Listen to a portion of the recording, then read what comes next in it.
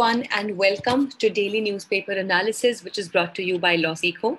So today we will again discuss two articles. The first one is from the Hindu newspaper, which is titled as Poverty in India is on the Rise Again. Now, as in yesterday's discussion also, we discussed about the recently released periodic labor force survey. So this article is also somewhat on the same lines, but talks into more precise about that how much the poverty or the statistics for poverty have changed and specifically have risen in the country. The second article is from the Indian Express, which is titled as A Just Energy Transition. So this talks about that how India can efficiently move to the renewable sources of energy and make the best out of it. So how that can be done shall be discussed in this article. So I'm the one who is presenting this newspaper analysis to you all. My name is Sheva Khan.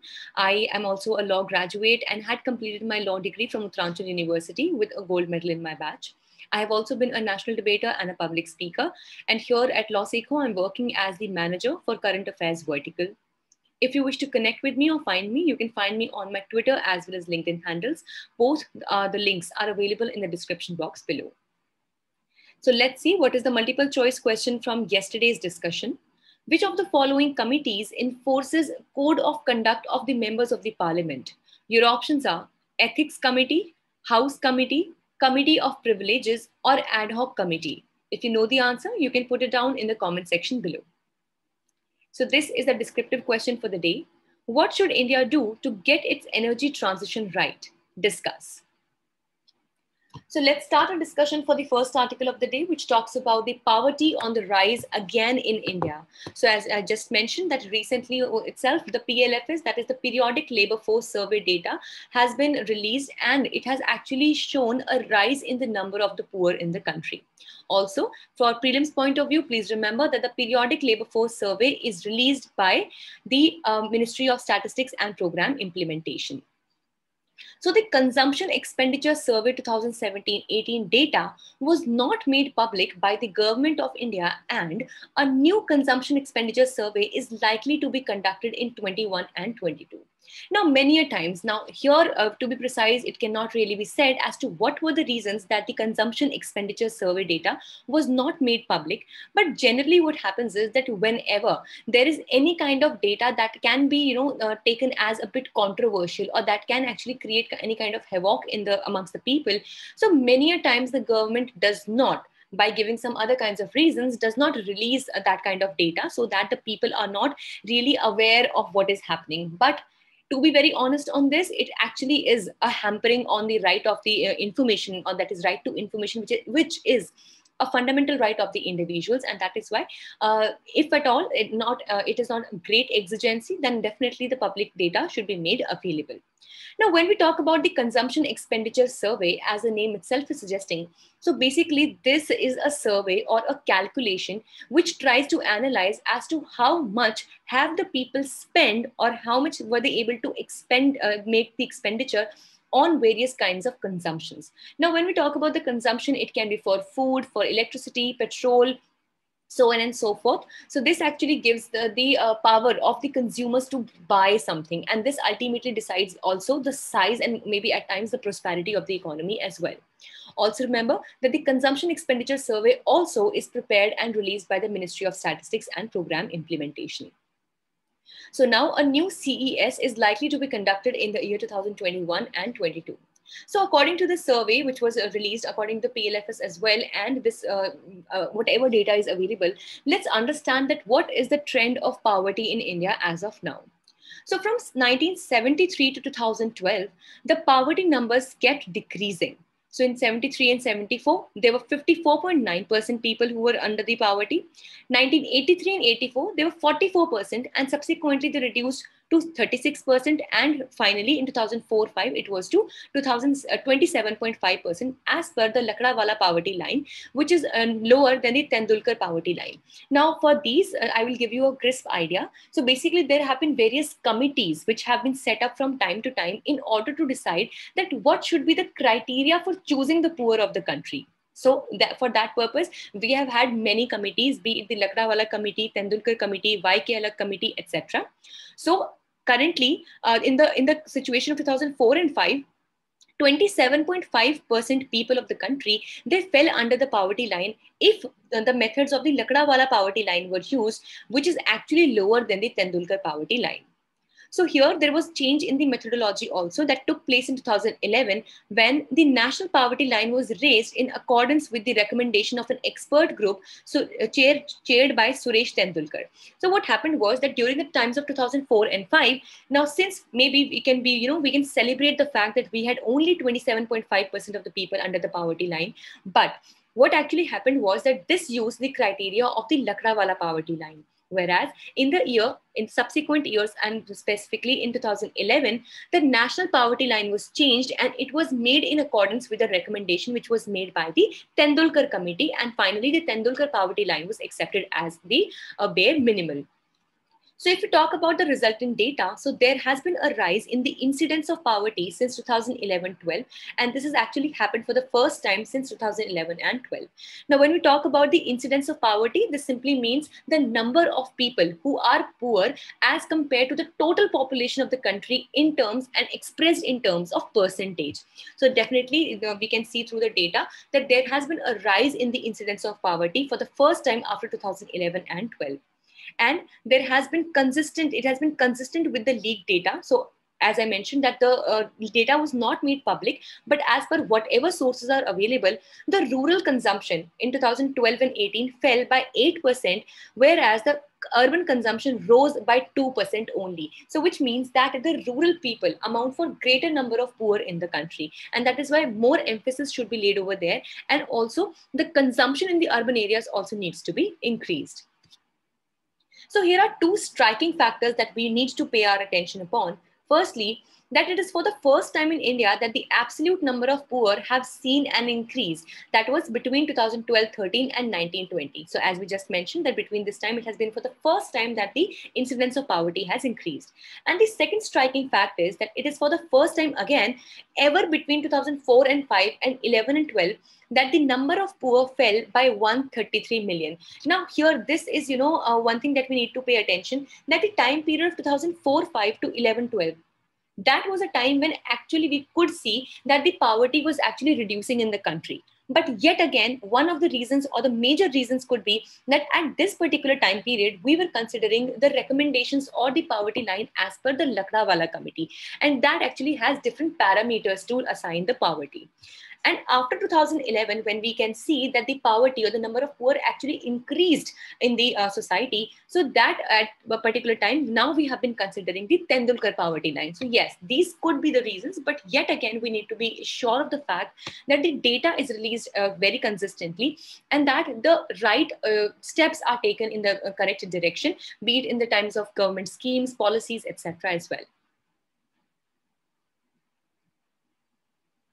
So let's discuss the second article for the day, which talks about a just energy transition. So the energy transitions are gaining momentum worldwide, including in India. Now here, I would like to give you a very simple example as to what do we mean by energy transition. Let's say that we have a car, like I own a car, for example, and till date, I was running my car, let's say, on petrol. But now I decide that the petrol actually, is causing a lot on my pocket as well. It causes a lot of pollution and I cannot make a lot out of when I'm running my vehicle on petrol. So what I decide is that I should get rid of the petrol system and I should get CNG system gotten infused into my car. So this also is a typical example of energy transition, which means that when we try to make change in the kind of energy or the resources of energy that we are making use of, this process is called as the energy transition. Now, of course, when we talk about one single vehicle, one single car, bus, or even an auto rickshaw, so that transition is definitely very, very, very easy because that amounts for only one particular vehicle. But just consider that if a nation at large, the entire nation in totality, would want to shift its energy supplies or its energy preferences, so do you not think that it would be really a very hefty and tedious task? Yes, of course. So this exactly we are talking about in this article, that what methods should we use as a nation, and India as a nation as a whole, that the energy transition that we are trying to move from non-renewable to more renewable sources of energy, like we are moving to the solar panels, wind energy, hydroelectric energy, etc. So that how can we do it in the best way and in the smoothest way possible. So this article says that the energy transitions are gaining momentum worldwide, including in India. Yes, of course. So 90% of the new electricity generation capacity globally comes from renewables, which definitely is a very, very good thing to know about, because here we like for the electricity generation, we are like for the 90% globally, we are depending on the renewable sources of energy, be it the solar power, be it the hydroelectric power, thermal power, etc. So let's understand that what can be done in case of India to give it a justified energy transition in the best way possible. So firstly, to achieve the goals of creating new jobs, growth and sustainability at the same time, we should do it by putting the people at the center, which also many times is called as the anthropocentric approach. Now, when we talk about the anthropocentric approach, definitely there will be some views that would be against this. But please mind over here that this article is not saying that we should take human and only human to be the supreme one or the supreme leader in the society. Rather, we should see that whatever we are doing should ultimately be beneficial to the humankind. Yes, of course, it should be in parity and in balance with the environmental values as well. But yes, this article says that we should be putting people at the center. Now, by putting people at the center, by this we should mean that at one side where we are shifting to the new regime of energy, or we are making this energy transmission, we should make sure that we have enough jobs available for the people, so that this does not make us to go to a jobless growth. Now, for a jobless growth, I will give you an example that earlier when the industries were highly dependent upon the labor, like for example, the manual labor. So we used to have industries that used to be labor intensive, which means that they required a lot of labor. In such situation, the employment rate was high, which means that there were less number of people that were unemployed. But as and when we move towards the services sector, the IT sector, etc., so what happened was that definitely India saw a rise in the economy. The technological advancement became better. But what happened was that because not many people were skilled to take up the jobs in the services sector, this definitely in terms of economy gave us the growth. But did we really have jobs in hands? No. So that actually situation is called as that of the jobless growth. Now, exactly same thing has been used in this article also, wherein we say that at one side, it is really good that we are moving towards more and better the renewable sources of energy. But at the same time, we should make sure that the jobs also are available for the people, so that we have enough things for the people to do in the entire electricity or entire energy culture. So the deployment of 450 gigawatt of renewables would employ more than 500,000 workers, which is very, very huge. And thus, India will need jobs for the coal miners eventually in the coming times as well. And finally, if we talk about the sustainability, so the energy subsidies must be rationalized and directed towards those who need them the most. Yes, of course. Like for example, when we talked about the Ujjwala scheme, which actually was targeting to give the LPG cylinders by giving subsidies. So what happened was that the people, the rural areas, specifically it was done for the women in the rural areas, that actually because of the fire fuel or the fuel wood that they used to get so many asthmatic and other kinds of respiratory problems. So to save them from this and to get cleaner fuel for the environment as well, the Ujjwala scheme was brought. So that is why we should make sure that the people who are at the biggest need or the most dire need for any particular resource are the ones also who are getting these supplies in the first place. So that is why we should be able to sustain the gains of schemes like Saubhagya as well as Ujjwala. Then the fiscal resources should be invested in clean energy solutions, especially in the underdeveloped and marginalized communities. Like for example, there are areas in Rajasthan, instead, we can say that the whole of Rajasthan basically is, blessed with, the solar power. So if at all we can make some kind of better investment over there and we can give the solar power grids to the farmers, the small farmers over there, small vendors and everyone, so definitely they can make good use of it. And thus the fiscal resources can be better used in these areas. So if we talk about the energy transition in India, so we are among the top 5 countries of the world in terms of renewable power capacity. We also have plans to increase renewable energy capacity to 450 gigawatt by 2030. And In the global clean energy leader, we through initiatives such as the International Solar Alliance. So basically, this was India. And this was an Indian initiative which was taken at the General Assembly, wherein we at India have the headquarters for the International Solar Alliance, wherein we want to bring together a lot of countries so that they can be connected with each other and they all can make use through the use of the power grids through the solar panels. And if we talk more about the just transition, so we should focus on how clean energy can support rural livelihood and increase communities' resilience after the COVID-19 specifically. We should also share the clean energy technologies with the MSMEs. We should promote the policies ensuring gender parity in workforce, incorporate energy efficiency and green construction methods in the various infrastructural projects. And finally, we should be able to engage the youth, as they are the ones who are the creators and innovators of the coming times. And definitely we should bring them in the loop so that they understand what all the are the requirements of the economy as well as the ecology, and thus they can give the best of their input. So this was all for the day. And here is a very good announcement for you all, though we have said it before as well, that you can catch our daily newspaper analysis on the podcast as well. So if at all you do not have the time to go through the YouTube and visit the entire slides and everything, so even while you're traveling, you are walking or something, you can definitely go through this. So you can find our daily newspaper analysis by the very same name, that is Daily Newspaper Analysis by Losico, on channels for Spotify, Google Podcast, Apple Podcast, as well as Anchor. So make sure that you are subscribing to that channel as well, and you're listening to our voices and the analysis there too.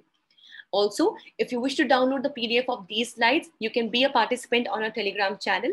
The link to this channel is in the description box below, or you can simply scan this QR code that you can see on your screens right now.